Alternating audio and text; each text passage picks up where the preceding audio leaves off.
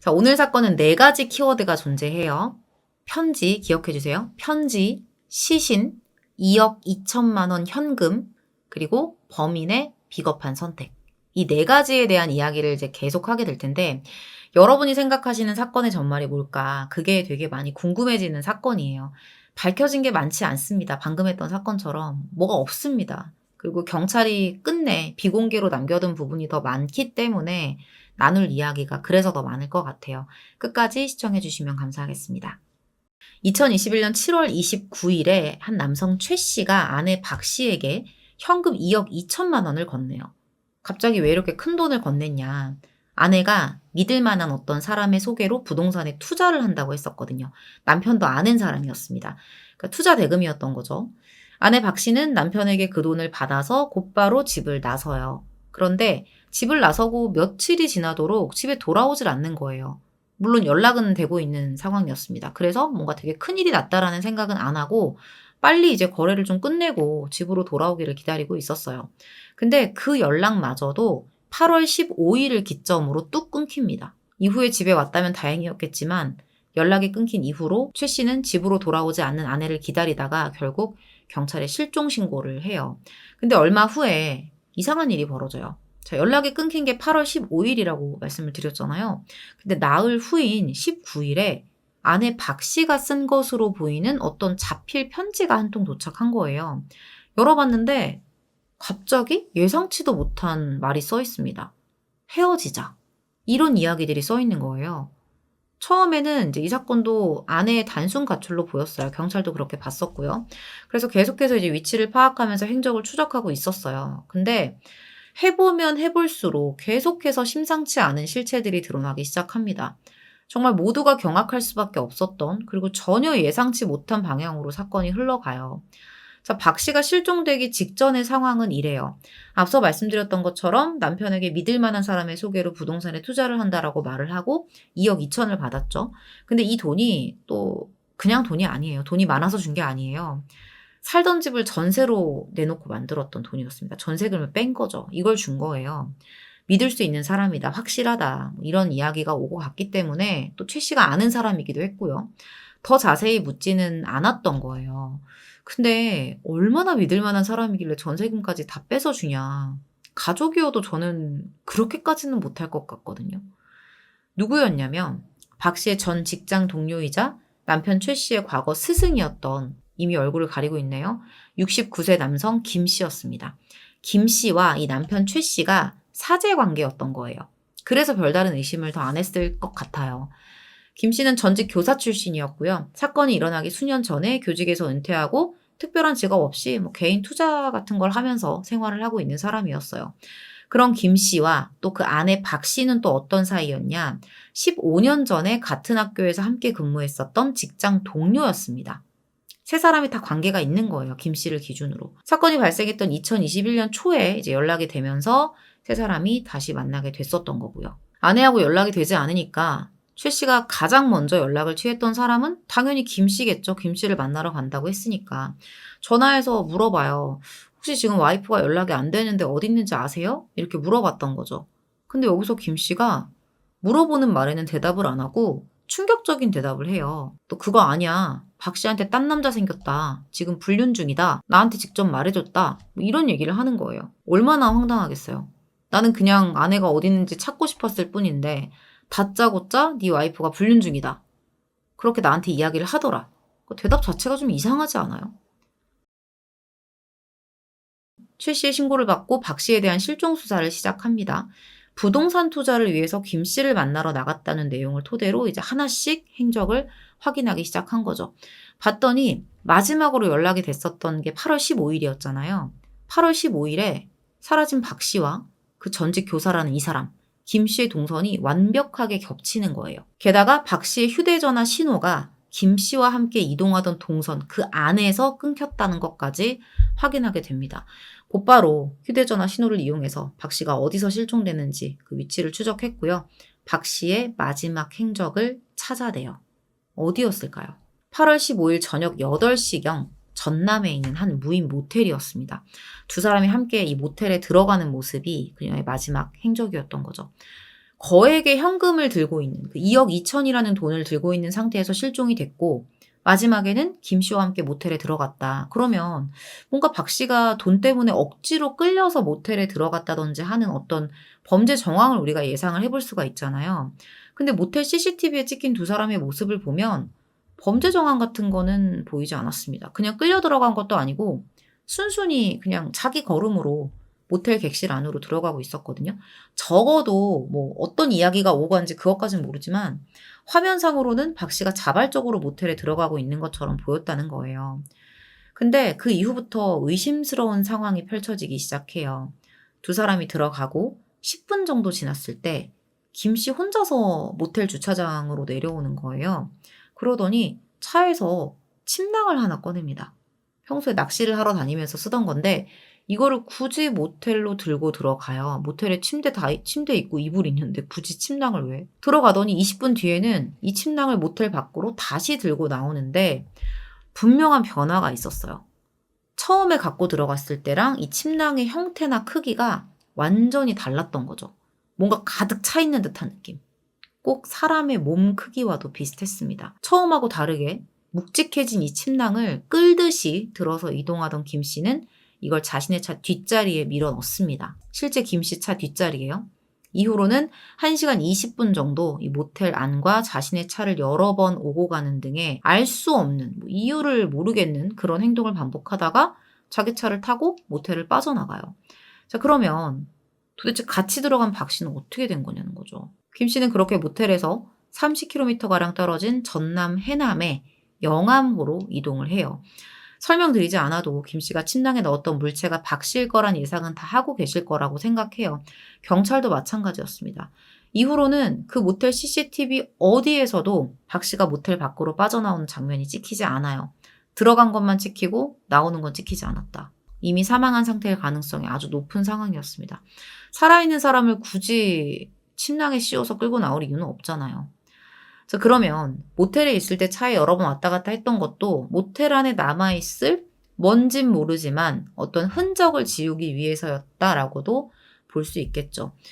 영암호에 간 건 또 시신유기를 하기 위해서였을 수 있고요. 두 사람이 움직이던 행적, 휴대폰 기록이 끊긴 건 박 씨 예상 사망 시점인 8월 15일로부터 이틀이 지난 17일 영암호 부근이었습니다.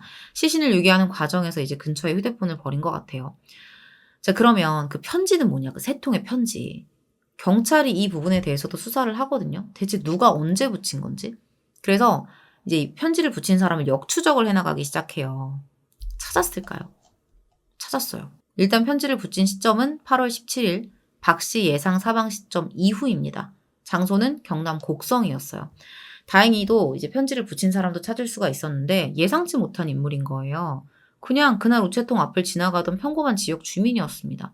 어떤 사람이 다리가 불편하다면서 편지를 좀 대신 붙여달라고 하더라고요. 그래서 그 사람 대신에 우체통에 편지를 넣어줬습니다. 조사 결과 편지를 붙여달라고 한 사람은 김 씨였어요. 자, 그러면 이 편지는 박 씨가 직접 쓴 거냐 이것도 좀 궁금해지잖아요. 이 부분에 대한 이야기는 제가 뒤에서 계속 해볼게요. 김 씨는 8월 24일 집 근처에서 잠복하던 경찰에 의해 긴급 체포됩니다. 전혀 불안한 기색도 없었고요. 가족들하고 그냥 평범한 일상을 보내면서 지내고 있었어요. 경찰에 붙잡혀서는 계속해서 혐의를 부인합니다. 내가 박 씨를 만난 건 맞는데 차에서 내려주고 바로 헤어졌다라는 거예요. 모텔 CCTV에 찍힌 것도 모르고 깎아봤던 사건이랑 비슷하죠. 카메라에 찍힌 것도 모르고 아니라고 하는 거. 그러더니 이제는 묵비권까지 행사해요. 경찰 입장에서는 김 씨가 범행을 인정하는 것도 중요하지만 일단은 박 씨의 시신을 찾아야 되잖아요. 그래야 혐의를 입증할 수 있는 거고요. 근데 아예 입을 그냥 꾹 다물고 아무 말도 하지 않습니다. 프로파일러까지 투입을 해서 김 씨를 압박했는데도 끝내 입을 열지 않아요. 이렇게 되면 어떻게 해야 될까요? 대답할 때까지 기다릴 수는 없잖아요. 그냥 찾아 나서야지. 일단은 어느 지점에서 차량의 GPS기로 휴대폰 기록이 끊겼는지를 경찰이 알고 있었기 때문에 그 부분에 대한 수색을 하기로 결정을 해요. 경찰은 김 씨의 차량 GPS 기록, CCTV 기록 등을 통해서 김 씨가 무인 모텔을 빠져나간 후에 영암호로 이동을 해서 이 주변을 1시간 30분 정도 계속 배회했다는 걸 확인하게 됩니다. 이 정도면 여기에다가 시신을 유기했을 가능성이 매우 높다라고 판단할 수가 있겠죠. 바로 수색을 시작해요. 수색견과 특공대를 동원해서 수색을 했고요. 수중 수색 요원들은 영하모 물속을 수색하면서 박 씨의 시신을 찾기에 총력을 기울입니다. 근데 시신은커녕 박 씨의 어떤 개인 소지품조차도 발견되지 않아요. 결국에는 이제 드론을 띄웁니다. 위에서 보기로 한 거죠. 그렇게 수색을 하기 시작하는데 뭔가를 찾아내요.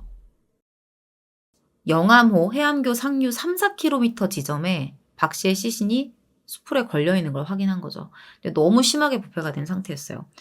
예상 사망 시점이 8월 15일이었잖아요. 이때 이제 사망을 했다고 본다면 지금 9월 1일에 시신이 발견된 거니까 거의 17일 만에 발견된 거잖아요. 그 더운 여름에 이 밖에서 얼마나 부패가 많이 진행이 됐겠어요. 얼굴을 알아보기 힘들 정도긴 했는데요. 다행히 이제 시신이 입고 있었던 옷이 박 씨의 옷이었고요. 최종적으로는 이제 유전자 검사를 통해서 박 씨가 맞다는 것까지 확인을 하게 됩니다. 근데 이 시신에서 발견된 뜻밖의 무언가가 있었어요. 편지 2통. 앞서서 남편이 편지 3통을 받았었다고 했잖아요. 그거 말고도 2통이 더 발견된 거예요. 시신이랑. 내용은 비슷했습니다. 남편에게 헤어지자라는 내용. 이게 자필 편지였어요. 근데 대체 왜 이런 행동을 했을까? 헤어지자는 편지를 쓸 거면 한 통만 쓰면 되는데 한 통도 2통도 아니고 5통씩이나 써서 남편에게 붙인 이유가 뭘까? 예상조차 안 가거든요, 저는. 자, 어쨌든 시신 발견 이후에 경찰이 박 씨의 시신이 발견됐다는 걸 이제 김 씨에게 말을 합니다. 계속 묵비권을 행사하고 있었잖아요. 이 정도 되면 보통 인정하거든요. 시신 나왔다고 하면. 근데 끝까지 인정을 하지 않아요. 뭐 시신 발견된 건 발견된 거고 내가 죽인 건 아니다. 난 유기한 적도 없다라는 거예요. 근데 그럼 뭐예요? 함께 들어간 모텔에서 혼자만 나왔고 분명히 비어있었던 침낭에 뭔가 가득 차 있었고 이후로 박 씨는 그 모텔에서 나온 흔적이 전혀 없고 이후에 이동한 장소에서는 박 씨의 시신이랑 휴대폰까지 발견이 됐는데 결국 9월 2일 김 씨는 살인 혐의로 구속 송치됩니다. 이날 기자들이 묻는 말에 했던 대답이 조금 이상했거든요. 제가 뭔가 이상한 눈을 뜨고 봐서 그럴 수는 있는데 좀 이상했어요. 많은 취재진들이 김 씨에게 질문을 던져요. 한 기자가 혐의 인정합니까? 이렇게 물었더니 살해하지 않았습니다. 이렇게 답을 해요.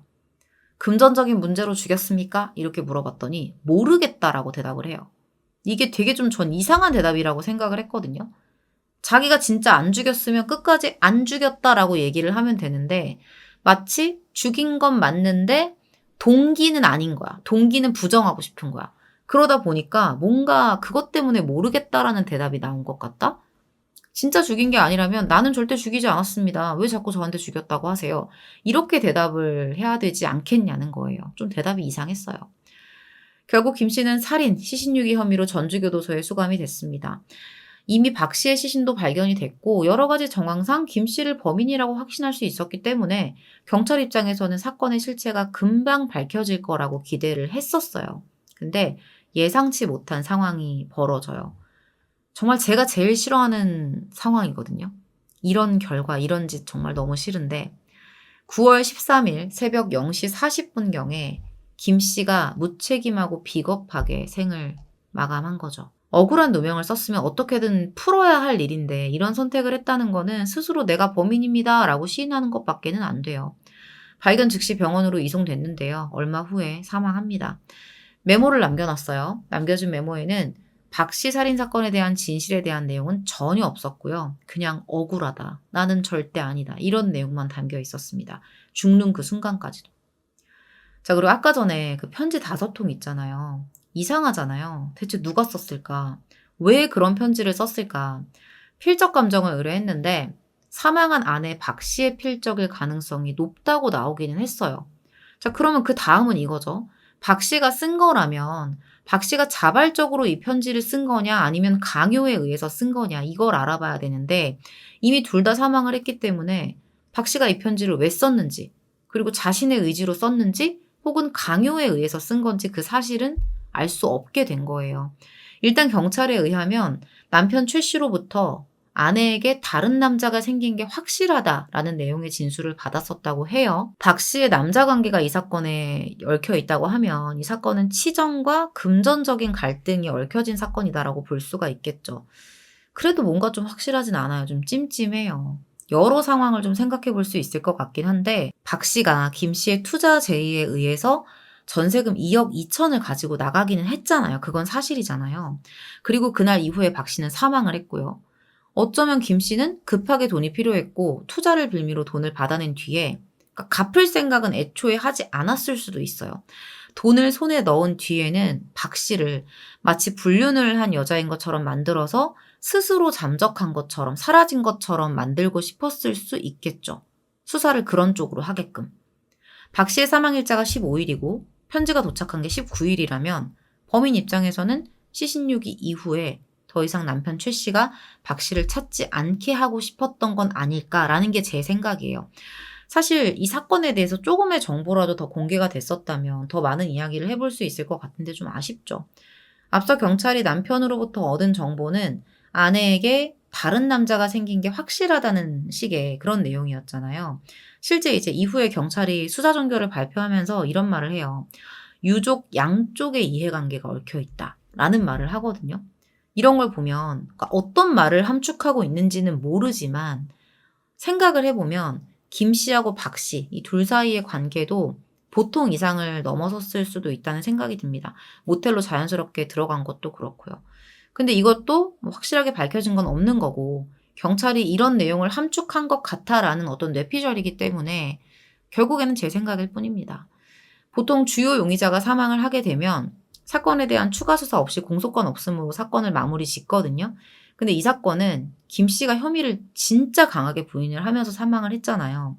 그래서 이례적으로 이 사건에 대해서 더 알아야 할 필요가 있다고 보고 죽고 난 뒤에도 수사를 계속 진행을 했었어요. 그리고 109일이 지난 2022년 1월 3일에 공소권 없음으로 결국에는 사건 종결을 공식적으로 발표합니다. 근데 수사한 그 사건의 실체에 대해서는 경찰이 공개하지 않았어요. 뭐가 있었는데 공개를 안 한 건지 아니면 아무것도 없었던 건지 모르겠지만 공개된 부분이 없습니다. 형사사건 공개 금지에 관한 규정에 의해서 불기소 사건 내용을 공개할 수 없다라는 게 그 이유이기도 했어요. 보통 살인사건을 보면 범인이 하는 행동에 나름의 어떤 이유가 있잖아요. 그 범인 나름대로의.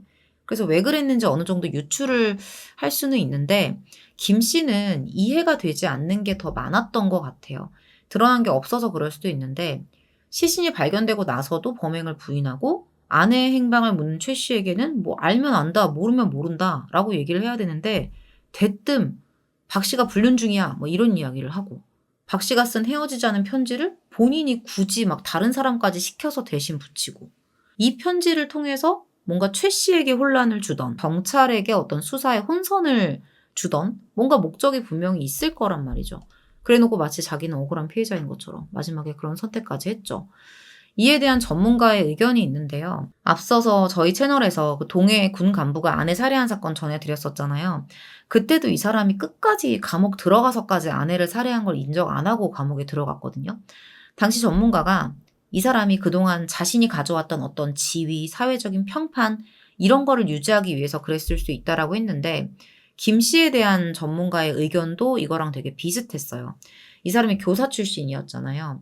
교사 출신이었던 김 씨가 자신이 그동안 이뤘던 사회적인 지위, 어떤 평판, 주변인들의 시선 이런 것 때문에 범행을 인정하기 싫었을 거다.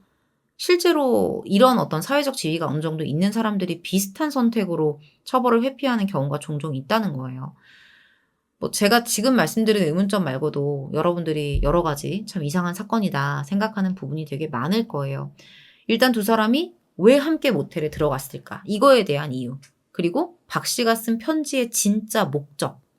처음에는 누군가 뭔가 대피를 했거나 박 씨가 강요에 의해서 작성을 했을 가능성도 제기가 됐었는데 이 편지 내용을 보면 공개되진 않았지만 당사자가 아니면 알 수 없는 내용들이 있었다고 하거든요.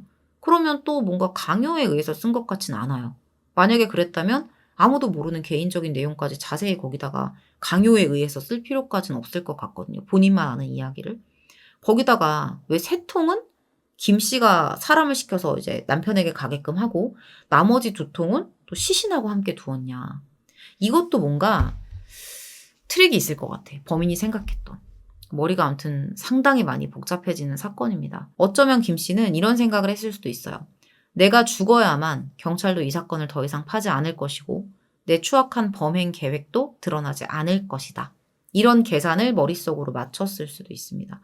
살아있으면 내가 한 짓을 내가 감당할 자신이 없으니 죽어서라도 내 추악함을 들추기를 멈춰달라는 살인자의 비겁한 호소와 부탁, 그런 죽음이 아니었을까 싶네요. 준비한 내용은 이렇게 마무리하고요. 저는 다음 사건으로 찾아뵙겠습니다. 감사합니다.